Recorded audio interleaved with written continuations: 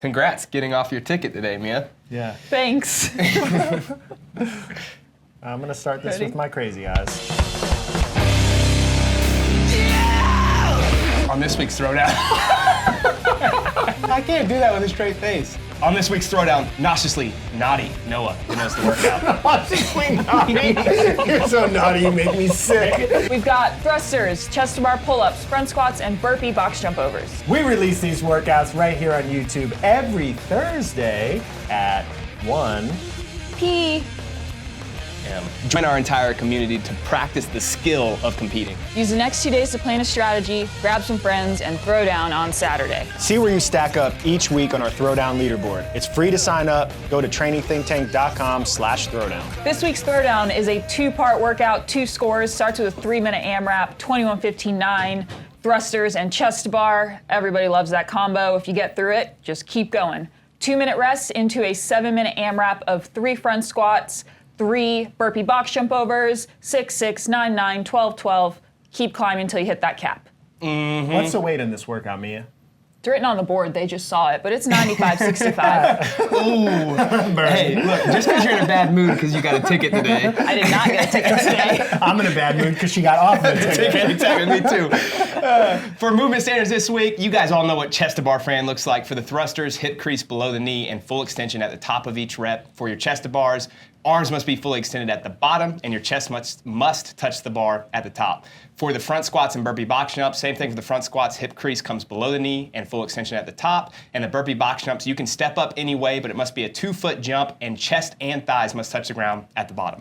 This week's demo is Noah Olson. You guys know him as second fittest man in the world in the 2019 CrossFit Games. I know him as a man bun man. This week is also Noah week. He was on the podcast, so you can watch the Corpus Animus podcast where we talk about that man bun and his training. He also did his game simulation with Travis Mayer and Tanner Balaz here, and that's up on YouTube. You can watch the entire simulation. And Noah also does part of his training in the design, which we just started a new cycle this week. So check that out, trainingthinktank.com/DSGN.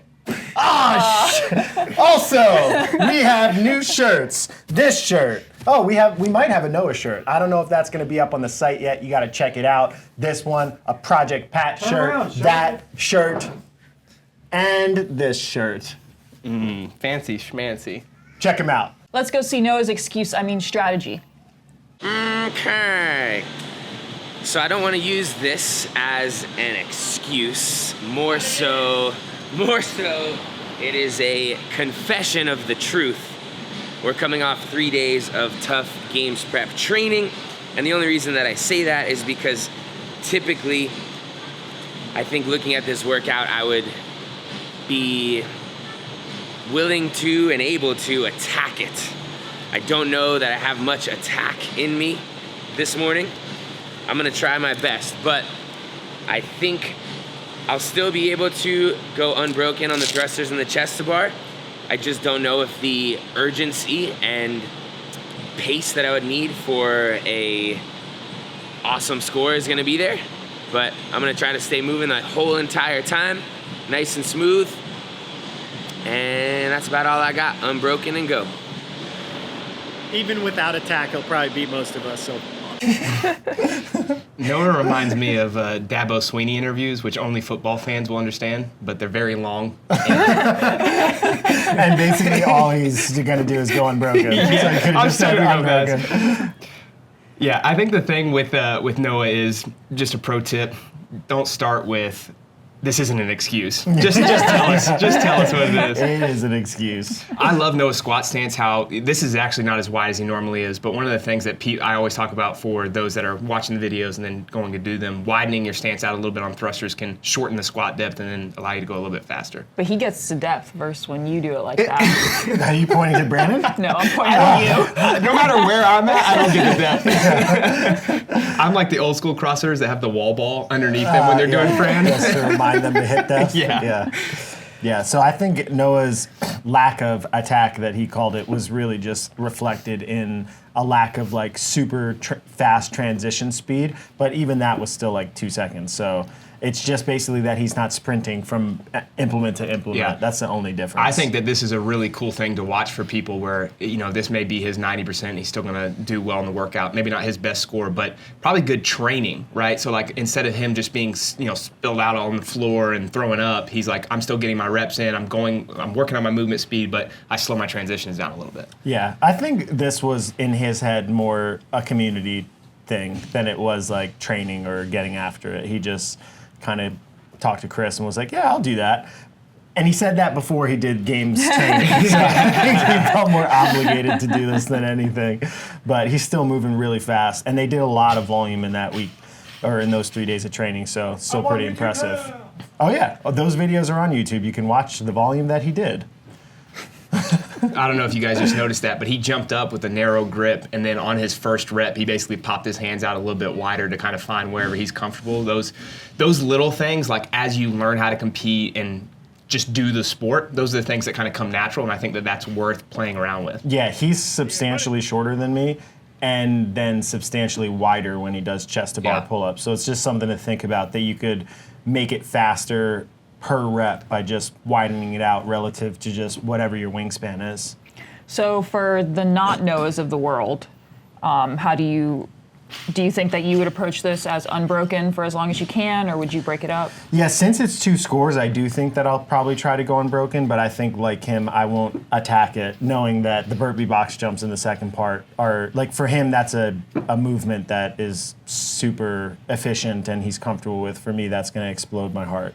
So I think I need to take into consideration that amount of work, so I can't really redline here. So I think I'd probably go unbroken, in the 21s, maybe break the pull-ups in the 15s and just kind of, or actually I wouldn't do the 21 chest to bars unbroken. I would break it up. What would you do, Mia? now that I just talked for 30 seconds. I would definitely break up the 21 chest bars. My brain is like my eyes in the intros. All right, so he did his Fran in 2:30. I talked for 30 seconds about a fall strategy that I How many thrusters did you get there? I don't remember. I think it was 13, I think it was right? 13, yeah, from the top of my head, but I forgot. You distracted me with your question. One of the things that people should think about is it is a 3-minute AMRAP. It's not 21:59 for time. So the way that I would kind of reverse engineer this for most people is, what can you do in the 3 minutes to get your best score? So maybe that is breaking it up, and like I finished right at the 3-minute mark, which is still a really fast chest to bar Fran. Or maybe it's like, I know that my chest to bars aren't that good, so I'm gonna get 21:15 and then the 9 thrusters or whatever it may be. But have that target and then kind of plan your pacing off of that in the 3-minute window that you have. Good plan. What are you going to do, Mia?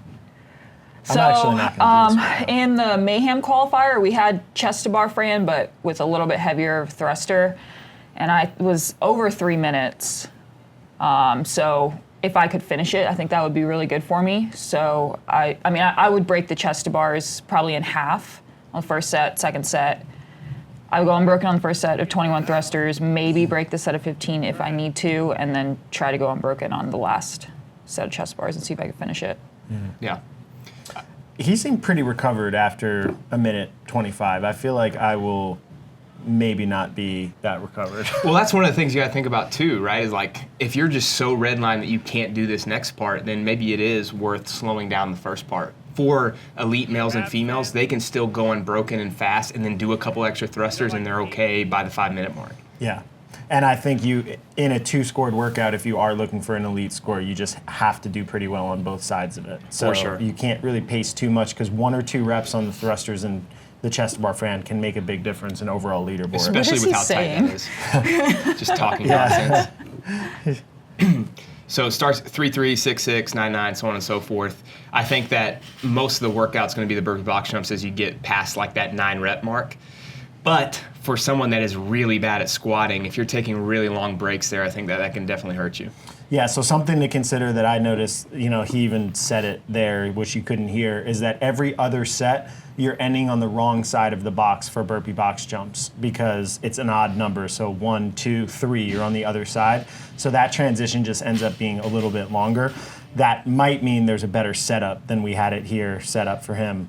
On the even ones, you end up right back next to the bar. And I don't think most people are, for 7 minutes, are going to be like transitioning at full speed with these movements specifically. But it's just a little thing to think about. Yeah, unless as this you're is setting like it up. a top 20 in the world qualifier, I don't think it's going to matter as much because there's room for transition time. The other option would be having the box directly behind you, so no matter what, it's just like a half turn and you're going into your burpee. Yeah. But wouldn't that, if it's always a half turn versus a full and then a zero, would Yeah, it you're just basically, I mean, be it's the just same thing? it's going to be about how deliberate you are into getting down into your burpee. Something technical that Noah pointed out with his front squat, he brought, so his thruster, if you want to rewind or go back, his hands are a little bit wider and he full grips. When he's been front squatting and doing his front squat training specifically, he pulled his hands in so they're almost right on top of his shoulders and let it get out of his grip.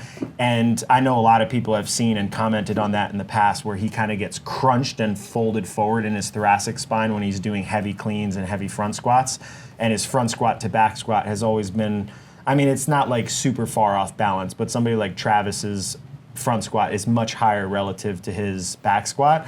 And that's been pretty beneficial for him. And he says that it's helped with his overall strength and his repeatability. So it might be something to play with, that you might have a different front rack position if you're doing front squats versus cleans or thrusters where you have to think about the bar transition. Yeah, I've talked to a lot of clients about this recently. It's more like once you get all of the skills of the sport, what's the next step? And obviously you can continue to build your capacity or move a little bit faster, but one of those things for everyone should be almost like self-exploration of how you can make each movement more efficient for yourself. So maybe that is hand position, foot position, the way that you breathe, going up and down on thrusters, where you catch the ball, or arm wall balls. Like there's all kinds of different things that we can think about. And I think most of the time we're just thinking about going hard instead of thinking about finding ways to make it more efficient so that while we go hard, it's a little bit easier for us. Yeah, I like that. In my movement course, I call that virtuosity. Yes. Which is a little bit different than the definition CrossFit uses for it, but I think you just have to explore for yourself and figure out what works, because everyone's body's a little bit different. Like my body is more efficient than Mia's, for example. I mean, you're not wrong, but I'm tougher than you, so. Can we talk about how Brandon wrote this workout, which is going to be so awful, and he's not going to do it? I think all the fans should petition against I'll that. do it. I just have to get my knee healthy enough to where I can do that many squats. I think we should have some sort of public punishment for any coach that writes throwdowns that doesn't do their written throwdown. That's fair. All right. What Is- sort you're- of public punishment? I was thinking like medieval times where you strap them up in one of those things that holds their neck and give them lashings. I think Because that's about how this Wow. feels to me. I actually, since I have written the next 6 weeks in the design for the CrossFit Path, I want to change all the throwdowns and have you write them. So can you do that? You have to do each of those. Because ironically, I'm missing this throwdown as well. But I didn't write it. I actually love this workout, and Mia, course you do. I will do it. I did my first thruster since surgery last week, so I'm actually proud of myself. Look at Good. you. Yeah, Yeah. slowly coming along. So he's got about 3 minutes left. These transitions started to get a little bit slower, moving from the burpee box jumps into the front squats. And he told me, which I actually noticed when I was judging, he would get to the bar, pick it up, and get it into the rack, then take a breath, and then start his front squats. And I was like, man, that's a pretty good cue to yourself if you want to get back to work really quickly. I feel like oftentimes I'll wait You for just winked. I'll wait for 10 or 15 seconds before starting a movement. Then I realize when I get into that movement, I'm like, oh, I almost feel better from doing this. Yeah. So I think that might be something to consider for people. So just pick it up, take a breath, start to do some work. It's only 95 pounds, so you can kind of hold it on yourself for a little while and focus on breathing. And I don't know, these elite athletes have good strategies. Well, also, I think he just recovers so much faster that And he good can put fitness. he can put it in his front rack and still breathe. That definitely helps. His burpee pace is slowed down a little bit, but it's still, I mean, everyone's going to slow down. It's just a matter of how much you're going to slow down on this. And he's doing a good job. As soon as he gets to the ground, he's taking that one deep breath and then pushing himself off. Yeah, his burpee pace is slowed a little bit. It might be due to the lack of aerodynamics from the man bun he has. That's but exactly what it could was. be because he's tired. Also, the 24-inch on this box always makes me nervous. I feel like it's gonna it's tip so over. sketchy, yeah. It's funny because right before he started, I was like, you might want to try one of the wood boxes. I hate jumping on that. It moves, but he's Yeah. also jumping in the middle. I'm like always on the edge, moving all over the place. And he lands on both feet. Yeah. He lands Just on one. one toe, 1 foot. All right, so we got 1 minute and 10 left. You can definitely see that his speed of movement is slowed down. And this is maybe where he didn't have his attack, where just like, I'm guessing if this was a competitive style workout, or if somebody out there is trying to beat this score, this is where the separation would come. It's really the last 2 minutes of this 7-minute AMRAP. Like Yeah, this you can- transition, this probably wouldn't happen if this were a competition, but he went into it with a little bit of a different mind state. You can make up so much time on your last round. Like, let's say he's getting to the bar right now, sprinting the front squats, and then just going as fast as you can on the Burpee Box Jumps. Yeah. I know that's selling your soul, but that's where you can win a workout like this. Sometimes you have to sell your soul 'Tis true. to get a victory in the throwdown.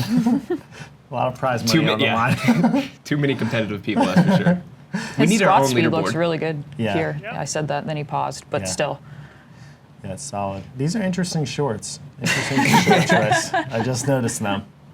Also, how does he get that many abs? Like, is that Yeah, I is that don't know. normal?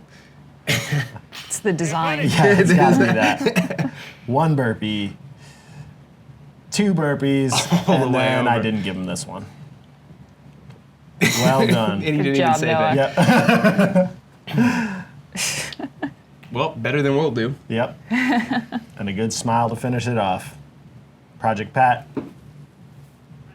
you know what to do. It's a wrap, you know what I'm saying? Your boy Project Pata in this thing, man. Hey, look, man, thank y'all for watching Training Think Tank's YouTube channel. Y'all hit that motherfucking subscribe button, you know what I'm saying? So y'all go ahead, man. Thank y'all for watching the channel, you know what I'm saying? Hit that motherfucking subscribe button. Let it be known, what it be known, what it be known, you know what I'm saying? Pata.